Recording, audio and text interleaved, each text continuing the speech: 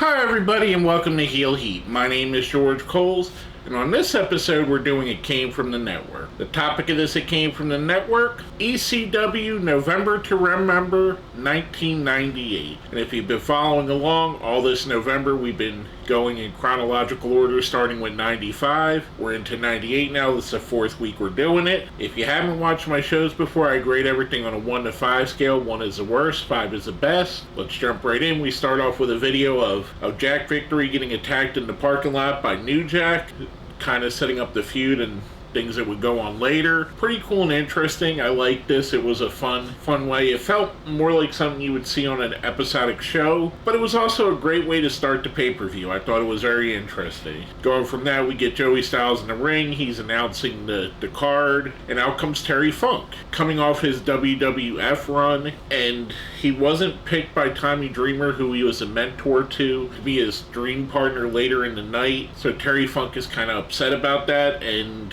we're going to see a continuing theme where he tries to derail the show for the entire night. Him and Dreamer have a little thing here. From that, we go right into our first match of the night, and I want to say, I have to believe this was off of not the actual pay-per-view edit, but like the home video edit, because there was a lot of editing. Unless they edited some stuff because of licensed music out of it, there were some kind of jumps where it couldn't have been timed that same way. But anyway, I digress. We go in our first match of the night. The Blue World Order, consisting of the Blue Meanie and Hollywood Nova, or just Supernova at the time, versus Danny Doring and Roadkill. I rather enjoyed this match. This is one of my two favorite matches on the night. I love these two teams. I think they were both really good. Doring and Roadkill, I'm not sure why they didn't pick up with WWE. I know they went to developmental when ECW went under. I think they could have really been something more than what they were.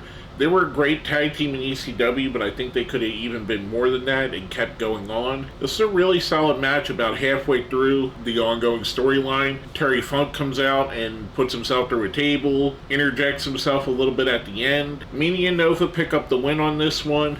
Afterwards, Terry Funk is going crazy again and brings out Paul Heyman, who tries to stop him. Terry Funk then attacks a security guard. For all that, I thought it was pretty good. I thought it was great stuff. I love the underlying story of a crazy old man, Terry Funk, just going out and doing whatever the heck he wants to. I'm giving that a 5. I thought it was really good. Like I said, one of my two favorite matches on the card. Now, our next match, we have Tommy Rogers going up against Tracy Smothers. Tommy Rogers has Chris Chetty in his corner. Tracy Smothers has Tommy Wildfire Rich, Little Guido, and Ulf Herman in his corner, all being part of the FBI. This, I wanted to like more than I ended up liking it here, and I didn't really remember this match from the time. I did watch this pay-per-view when it aired live, and I'm pretty sure I would have videotaped it to watch it a couple other times as well. I know I could remember there are certain things that stood out like a sore thumb to me. This match did not, and I could tell by the match itself why it didn't. Because you would think two guys like Tommy Rogers and Tracy Smothers, who even at the time were already kind of legends.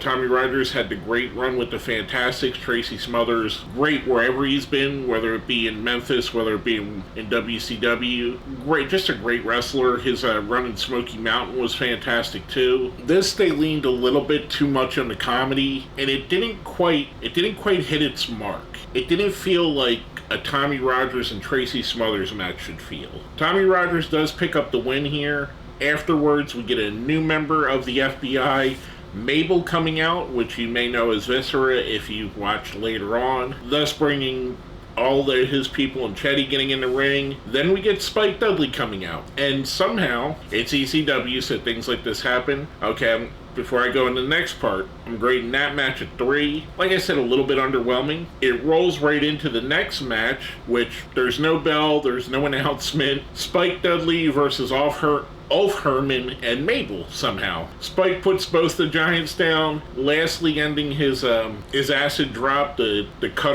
spinning cutter off the ropes onto Mabel on top of Ulf Herman.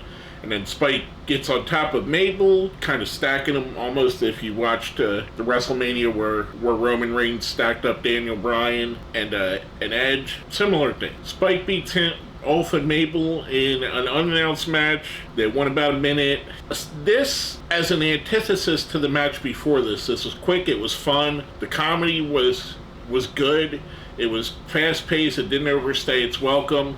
I'm giving that a 4. Next up, we get a promo with Balls Mahoney, Axelrod, and Masato Tanaka talking about how injured they are and how the Dudley Boys have injured them, but they're not giving up the fight. Balls and Tanaka are going to challenge the Dudley Boys later for the tag championship. Nice little promo here to set up what was going to go on later on. Kind of, if you were a new viewer to the show, explain why this match was so important. And I did enjoy this promo. I really like all three of these guys. They're all awesome. It's a shame that two of them are no longer with us, but still, I thought this was fantastic.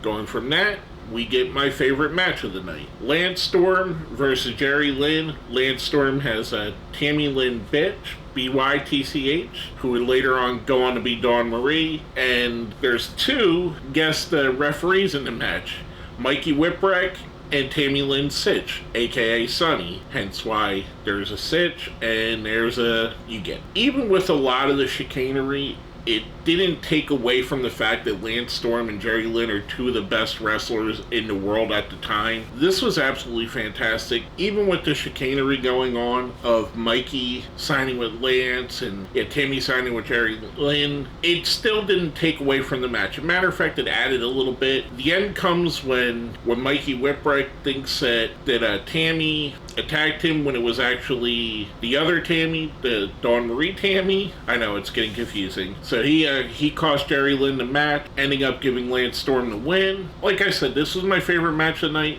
Convoluted a little bit at the end there, but it didn't take away from the fantastic ring work. I'm giving that a 5. Next up, we have another promo. Terry Funk is telling Joey Styles that he's going to leave the building, that he apologizes. He went a little bit crazy. Then we get Joey talking about the next match, which is going to be Masato Tanaka and Balls Mahoney going up against Bubba Ray and Devon, the Dudley Boys. Balls and Tanaka have Axel with them. The Dudley Boys have Sign Guy, Big Dick Dudley, Joel Gertner, the whole crew there with them. Before the match starts, Rob Van Dam and Sabu come out and attack the Dudley Boys. The Dudley Boys had recently taken the titles off of them, so it's a little bit of a ongoing thing there. This, much like the match with Tommy Rogers and Tracy Smothers, I wanted to like it better, and I seem to remember liking it better. There's a couple things. The unprotected chair shots to the head, knowing now how much they hurt and how damaging they are to people,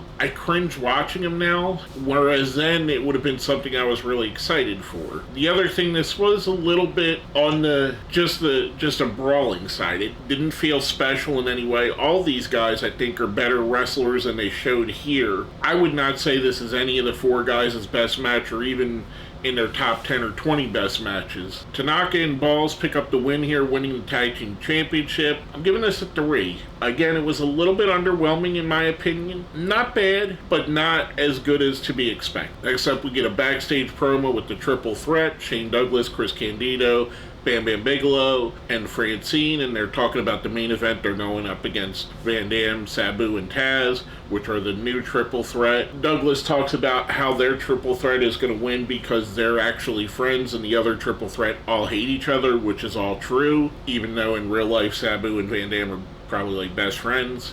But anyway, just a great promo.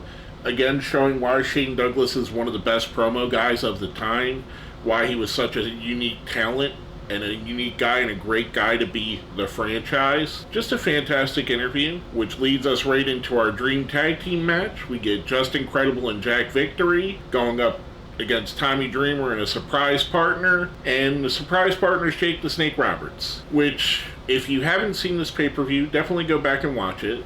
First off. Secondly, if you haven't seen this but you've seen Beyond the Mat, that's the Jake Roberts we got. This was full-blown drug-addicted Jake Roberts who showed up in sweatpants and a polo shirt and barely worked the match at all. It would have been better to use Terry Funk. I understand, because this was in New Orleans, a stronghold of Mid-South, and Jake Roberts had a strong tie to Mid-South wrestling, which is another thing. In the original I want to say that Junkyard Dog came out somewhere in the original. He wasn't on this show. Maybe I'm mistaking it for another show, but that's neither here nor there related to this match. Jake did almost nothing in this match.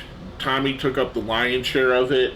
During the match, we see Ron Price gets involved, the one-man gang gets involved, another stalwart of Mid-South. Then New Jack and Cronus come out. New Jack obviously going after with his feud with Jack Victory. Cronus, because he's Cronus, and him and New Jack had a somewhat partnership there. It all leads to Dreamer and Jake picking up the win here. Afterwards, we see Terry Funk come out to confront Dreamer. Dreamer refuses to hit him, lets himself get beat up by Terry Funk, and Jake Roberts walks away before all that happens. For all that, again, because of the condition of Jake, and I love all these guys. I'm a huge Dreamer fan. I love Just Incredible. Jack Victory is a super, super nice guy. I had a chance to book him on a podcast that I helped with a couple of years back, and he was nothing but great to me. He was very, very nice, very cordial, very good, a good person. This was not a great match. It wasn't bad by any stretch, and we're starting to see the difference as we're going on. 95 and 96 being fantastic, 97 being almost at that level, where 98 we're seeing the level slip a little bit. This was a good match. I'm giving this match a 3. After that, we see promos with Rob Van Dam and Sabu, and then a promo with Taz, which leads us right into the main event. The triple threat, Shane Douglas, Bam Bam Bigelow, and Chris Candido versus the new triple threat of Sabu, Rob Van Dam, and Taz. Again, it's a team that's functioning as a team versus a team that's not. This was during the build of Taz becoming the world champion eventually, spoiler, and he was chasing after Shane Douglas's title here. Before the match, much like in their match earlier, the Dudleys get a receipt and attack Sabu and Van Dam, putting their team kind of in a hole in a bit. This was a good match. I really enjoyed this match. It was really fun. I kind of wish they kept that new triple threat faction going for a little bit longer than they did. I know it was only a thing just to keep the storyline going until they decided to put the belt on Taz, which came about 3 months later. This I really enjoyed. This was really fun in my opinion. Sabu, Van Dam, and Taz pick up the win when Taz has Shane in the Taz mission to Kata Hajime. Sabu hits an Arabian facebuster on both of them and steals the pin. The story being that Taz wanted to choke out Shane Douglas and prove that he's a champion. This was when Taz was the FTW champion and Shane was the world champion, and Shane was kind of ducking him. This is a great match. A lot of stories intertwining here. 6 really great wrestlers. I'm giving this match a 4. I thought it was really good. Overall, I'm going to give this show, I'm going to be a little generous and give it a 4. It probably is in between a 3 and a 4, and if I'm being perfectly honest, probably leaning more towards a 3. The 3 underwhelming matches, the Tommy Rogers, Tracy Smothers, the Balls and Tanaka versus Dudley's match, and the Dream Tag Team Partner match with Dreamer and Jake Roberts versus Credible and Victory, kind of bring the whole card down a little bit. Not a bad show, but not as good as, like I said just a minute ago, not as good as 95 or 96, or even 97. This was, out of the 4 so far, this is the one I've liked the least, but I still liked it. I still enjoyed it. I still would recommend going and checking it out. There's some really good stuff in here, especially the Meanie and Nova versus Storm and Roadkill, Lance Storm versus Sherry Lynn. Some really good stuff here, even if there are some quote-unquote stinkers on it. But anyway, with all that being said, let's smash that like button, subscribe, share the video, and if you made it all the way to the end here, let's put Rob Van Dam in the comments. We don't big up Rob enough, or RVD. With all that being said, my name is George Coles, and it's been another It Came From The Network.